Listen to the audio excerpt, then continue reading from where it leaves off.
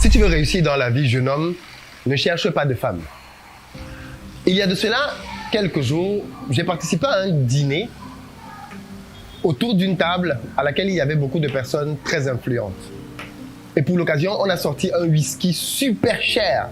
Je ne m'y connais pas du tout en alcool, mais apparemment c'était un whisky, voilà quoi. Et donc au moment de servir, celui qui m'avait amené là dit à l'autre, non, non, lui il ne boit pas d'alcool. Et l'autre, choqué, me regarde et me dit, c'est vrai, tu ne bois pas? Je lui dis, non, merci, c'est gentil. Et là, il va dire une phrase qui va, moi, me choquer. Il va dire, mais c'est incroyable. J'étais le mois dernier à Paris pour faire mon bilan de santé. Et quand le médecin est revenu avec les analyses et qu'il voulait me dire ce qu'il fallait que je fasse, avant même qu'il ne commence, je lui ai dit, monsieur, permettez-moi, s'il vous plaît, de vous donner quelques consignes. Avant d'aller plus loin, vous pouvez m'interdire ce que vous voulez. Mais l'alcool et le sexe, les femmes, ça, si ça fait partie de votre liste là, vous n'avez qu'à oublier. Parce que je ne vais pas me priver de ces deux choses.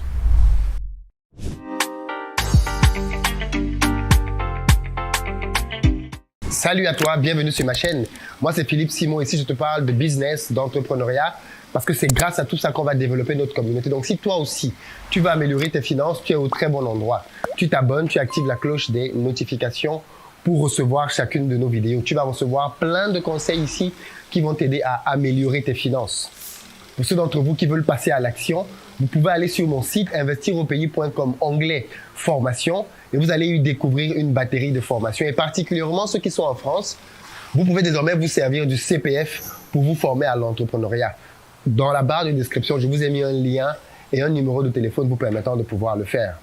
Et enfin, pour ceux d'entre vous qui veulent me rejoindre en Afrique pour générer un max d'argent ici, j'ai une très bonne nouvelle. Très prochainement, j'organise une série de journées de formation dans le monde entier pour la diaspora qui veut faire bouger les choses en Afrique. Donc si vous êtes en Amérique du Nord, rendez-vous au Canada et aux États-Unis. Montréal le 20 août, Toronto le 21 août. Et puis aux États-Unis, on a 2 dates. On est à Manhattan, à New York, le 27 août. Et ensuite, on se retrouve au Maryland le 28 août.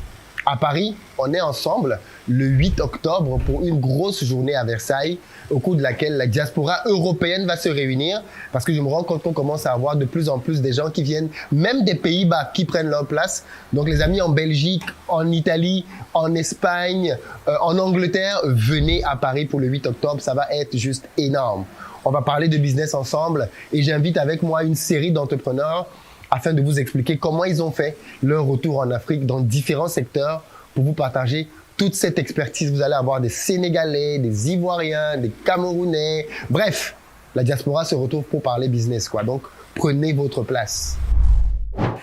L'une des choses qui surprend très souvent les gens dans mon parcours quand j'en parle, c'est le fait que tout au long de ma vie étudiante en France, j'ai été chaste et je me suis focalisé à mes études. Ça semble être impossible aujourd'hui pour les jeunes quand on voit à quel point les jeunes font de la vadrouille, du vagabondage sexuel. On sait que maintenant, dans notre génération, quand une fille ou un garçon arrive à 16 ans sans avoir eu de rapport sexuel, c'est un exploit, ok? Donc de nos jours, faire un cursus universitaire sans jamais se tourner vers les femmes, ça peut paraître quelque chose juste d'ubuesque. Comment est-ce possible? Et pourtant, c'est parfaitement ce qui s'est passé dans mon cas. Quand je suis arrivé en France pour pouvoir étudier, je suis vraiment venu en France pour étudier, tu vois. Je suis pas venu en France pour étudier et chercher des femmes. Je suis pas venu en France pour étudier et essayer de serrer des petites à gauche, à droite, comme je pouvais voir beaucoup d'autres camarades le faire. Et je sais que ceux d'entre vous qui ont fait le contraire, ou alors qui sont en relation, alors qu'ils sont étudiants actuellement, vous allez essayer de vous justifier dans les commentaires. Vous allez essayer de me dire, mais Philippe, laisse tomber, ça n'empêche rien. Il y a des gens qui suivent ces vidéos qui sont en couple et qui vont peut-être essayer de sauvegarder leur couple en se disant, mais qu'est-ce qu'il raconte là? Vous allez vouloir prendre ça personnellement. Moi, je ne suis pas en train de vous parler de quelque chose de personnel ici, ok? Par rapport à votre vie. Je vous raconte simplement la mienne et l'expérience que j'en ai tirée. Je me suis focalisé à mes études et je me suis focalisé au plan pour ma vie et mon avenir. Il va de soi que je ne bois pas d'alcool, c'est pas mon truc, quoi. Il peut m'arriver de temps en temps, quand je veux faire le fou, de boire du Baileys, quelque chose de sucré, ou du Montbazillac, mais je ne bois pas de whisky, je ne bois pas de bière, voilà. À la maison, vous n'allez voir aucune goutte d'alcool. Mais ça peut arriver une fois en passant, comme je dis, de prendre un truc sucré, parce qu'il y a le goût sucré dedans. Dès que c'est plus sucré là, vous m'avez perdu. Donc whisky, vin rouge, vin blanc, c'est pas du tout mon dada. Et je peux m'en passer sans aucun problème. Donc j'ai vécu de manière assez finalement chaste, on va dire. Pas de femme, pas de quoi que ce soit, pendant toute la durée de mes études en France. Et il faut être OK avec ça, hein. Il y avait beaucoup de filles à l'école et même hors école. C'est pas comme si j'avais pas des possibilités si je voulais, bien sûr que si. Mais c'était pas ça qui m'intéressait. Non seulement je ne voulais pas aller sexuellement avec des femmes, parce que je voulais préserver mon énergie sexuelle, mais plus loin, je ne voulais même pas être en relation. C'est-à-dire que tu peux être en relation et vous vous observez, je ne voulais pas. Je voulais être focus. Je partais du principe qu'il y a un temps pour tout sous le soleil. Un temps pour étudier et un temps pour se marier. Quand le temps de se marier viendra, je penserai aux femmes. Avant ça, je suis focus dans ce que je fais. Et j'ai vécu comme ça, en étant focus pendant toute ma période d'étudiant. Et derrière ça, quand j'ai rencontré celle qui devait être mon épouse, on a fait à peu près 4 ans, voire 5, avant de se marier. Mais cette période aussi était chaste, parce que je suis chrétien et qu'on a attendu le mariage. Donc il se trouve que quand on va prendre toute la période dans laquelle j'ai été chaste avant de la rencontrer, on est quoi sur 8 ans, et je n'en suis bien évidemment pas mort, ni tombé malade. Et je sais que parfois il y a des gens qui demandent, mais comment tu faisais? Je le précise tout de suite parce que c'est important dans le cadre de cette vidéo, je ne me masturbe pas. Je suis absolument contre ce truc-là. Je ne vois même pas à quoi ça sert.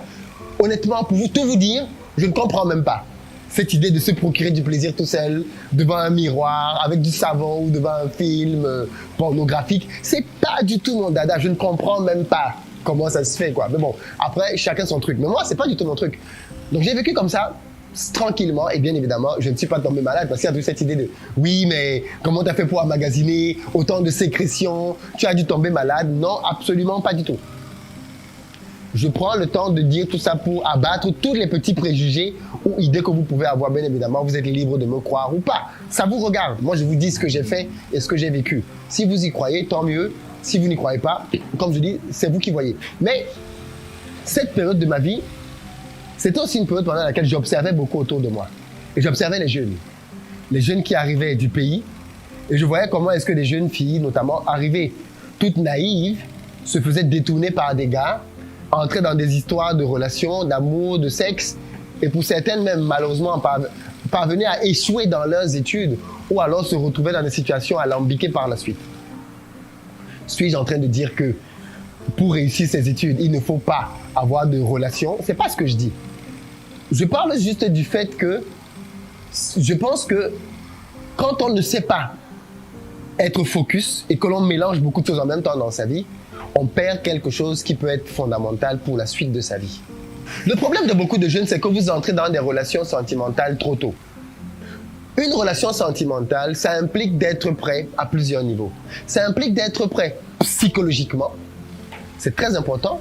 Ça implique d'être prêt matériellement. On ne se met pas en relation quand on n'a pas les moyens de gérer ce qui incombe à une relation. Vous ne pouvez pas vous mettre en relation avec une dame et le jour où elle vous dit qu'il faut aller au resto, vous dites que non, j'ai pas d'argent. Vous ne pouvez pas vous mettre en relation avec une dame et vous lui demandez d'aller prendre chez ses parents les sous pour ses serviettes hygiéniques et tout ce que vous voulez. Soit vous êtes prêt, soit vous n'êtes pas prêt. Et le drame de beaucoup de jeunes, c'est que vous entrez dans des relations amoureuses alors que vous n'avez pas la maturité nécessaire pour gérer émotionnellement une femme. Aujourd'hui, je parle à mes jeunes frères. Vous n'avez pas la maturité émotionnelle pour gérer une femme et vous n'avez pas la maturité financière pour gérer les conséquences d'une relation. Du coup, qu'est-ce que vous faites? Vous vous retrouvez à profiter des avantages du mariage parce que clairement, oui, quand vous vivez avec une femme, que vous avez des rapports sexuels, vous profitez des avantages du mariage, mais vous en refusez toutes les responsabilités. Si cette fille chope une grossesse, qu'est-ce que vous lui dites? Débarrasse-toi du bébé. Clairement, parce que vous n'avez pas la maturité financière pour gérer cette étape-là. Vous voyez ce que je veux dire? Et ça, c'est le drame de beaucoup d'entre nous. Nous vivons ça et nous grandissons comme ça. Et qu'est-ce que ça implique? Ça implique qu'on se retrouve avec une jeunesse qui, plutôt que de se focaliser à se bâtir, à se construire, court après le sexe et les femmes. La plupart des hommes que je connais autour de moi, malheureusement, sont comme ça. Ce sont des gens qui sont obsédés quasiment par le sexe et qui sont prêts à tout pour le sexe. Dès qu'il a un peu d'argent, il faut que ça aille avec une fille. Il faut que ça aille sur une copine. Il faut que ça aille dans une sortie de boîte de nuit. Parce qu'il faut aussi qu'on se dise cette vérité. Une relation, ça coûte de l'argent. Ben oui, quand vous êtes en relation, il faut entretenir la flamme. Il faut sortir, il faut payer le transport, il faut payer les restaurants, il faut offrir des cadeaux. Et bien évidemment, quand on aime, on fait plaisir, on ne compte pas. Donc c'est un téléphone aujourd'hui, demain un sac, après-demain ainsi de suite. On est dans, voilà, on veut faire plaisir et on commence à travailler pour ça. Mais où sont les moyens de ce style de vie? Est-ce que tu peux te permettre ce style de vie? Est-ce que c'est à ton niveau ce style de vie? Attention, je ne suis pas en train de dire que les pauvres n'ont pas droit à l'amour. Ce n'est pas ce que je dis. Mais je dis qu'avant de penser à l'amour, un jeune devrait penser à se construire. Un jeune devrait penser à se bâtir. Et j'ai remarqué une chose, figurez-vous. C'est que quand vous avez terminé de vous construire, les femmes vous viennent. Vous comprenez ce que je dis? Quand vous avez fini de vous construire, en général, vous avez l'embarras du choix. Écoutez bien, je vous parle à cœur ouvert aujourd'hui comme un homme, un frère peut vous parler. Quand tu n'as pas de dos, mon gars, quand tu n'as pas d'argent, ton choix est limité. Oui, il faut qu'on se dise la vérité. Quand tu es jeune étudiant, là, tu es limité dans tes choix, tu es limité dans tes perspectives. Quand tu finis tes études et que tu commences à travailler, technicien, cadre, tu es limité dans tes choix aussi. Mais bien sûr, quand tu commences à travailler et que tu génères un peu plus d'argent, il faut se dire la vérité. Hein. Plus tu gagnes d'argent et plus, d'un point de vue relationnel, ça t'ouvre des portes. Pourquoi? À cause de l'hypergamie féminine. Une femme, et j'ai interviewé tellement de femmes qui m'ont dit ça, va se sentir beaucoup plus à l'aise avec un homme auprès de qui elle sait qu'elle va garantir sa sécurité. Et quand une femme parle de sécurité, c'est sécurité à tous les niveaux. C'est sécurité physique, c'est sécurité matérielle, c'est sécurité financière, c'est sécurité pour ses enfants. Une femme, quand elle te voit, elle ne voit pas juste ta beauté. Elle se demande, est-ce que cet homme peut être un bon père pour mes enfants? En d'autres termes, est-ce qu'il peut assurer pour une progéniture? Est-ce qu'il peut être un père aimant, doux, attentionné? Mais est-ce que financièrement, il peut avoir de quoi permettre à ses enfants d'aller à l'école, ainsi de suite? Même celles qui ont un peu de moyens se posent cette question. Voilà pourquoi quand je demande à des femmes qui ont de l'argent, est-ce que vous pouvez vous mettre avec un homme qui n'en a pas ou qui... Elles sont très réticentes. Elles sont très réticentes. Donc, l'idée de cette vidéo, c'est de dire aux jeunes, il y a un temps pour tout. Ne te précipite pas dans les relations, mon frère. Et si tu écoutes cette vidéo et que tu n'es pas marié, et que tu n'es pas engagé, tu as juste une copine là, sépare-toi. Je te dis ça en toute vérité. Sépare-toi et va être focus dans ton projet. Les femmes vont me détester à cause de cette vidéo. Les petits frères qui vont appliquer ça, vous allez me dire merci dans quelques années. Je sais qu'il y en a qui disent souvent oui, mais peut-être que c'est avec elle qu'on va se marier. Peut-être, n'est-ce pas? Tu as dit peut-être. La vérité, c'est que dans les faits, très peu finissent par se marier. Et beaucoup de femmes, qu'est-ce qu'elles reprochent souvent aux hommes? Je l'ai connu quand il n'avait rien. Je l'ai aidé à se bâtir, à devenir quelqu'un. Et après, il m'a laissé tomber. Joe, ne lui perds pas 5 ans, 10 ans avant de la laisser tomber. Laisse maintenant, prépare-toi, travaille sur toi. Et quand tu seras prêt, si c'était vraiment elle, la femme de ta vie, celle que Dieu a prévue pour toi, il va vous remettre ensemble. Il va vous reconnecter. Vous allez matcher. On a connu des couples comme ça. Mais si c'était pas elle, tu es juste en train de lui perdre du temps. Parce que dans quelques années, quand tu verras celle qu'il te faut, ça va être compliqué, n'est-ce pas? Et parfois, tu auras déjà fait des enfants, tu auras déjà X, Y, Z, ça va être compliqué. Donc, l'idée ici, elle est là. L'idée, elle est là. Les jeunes, arrêtons d'être sur l'alcool et les femmes. Les jeunes hommes, arrêtons d'être sur l'alcool et les femmes. Notre continent ne peut pas se développer avec des jeunes sous.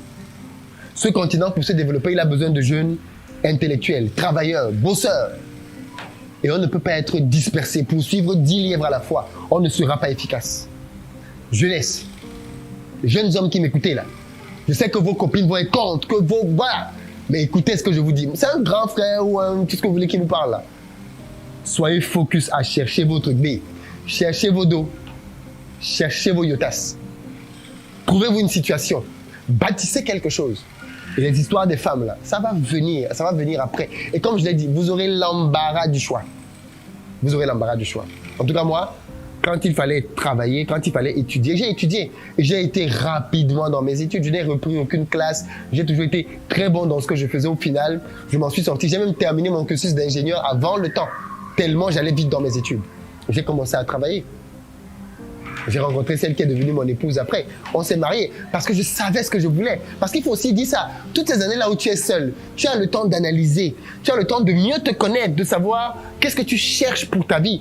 Quel est le type de femme qui peut te convenir, avec qui tu sais que tu peux avancer. Tu as le temps de mûrir tout ça. Et quand elle arrive, tu la reconnais parmi 1 million. Parce que tu sais qui elle est réellement. Ce discours ne va pas être populaire, il ne va pas plaire à beaucoup de gens, mais c'est ce que je pense. On ne peut pas développer ce pays avec des soulards et des gars qui passent leur temps à coller les petites. Partagez cette vidéo à la jeunesse et j'espère qu'elle sera entendue. À très bientôt.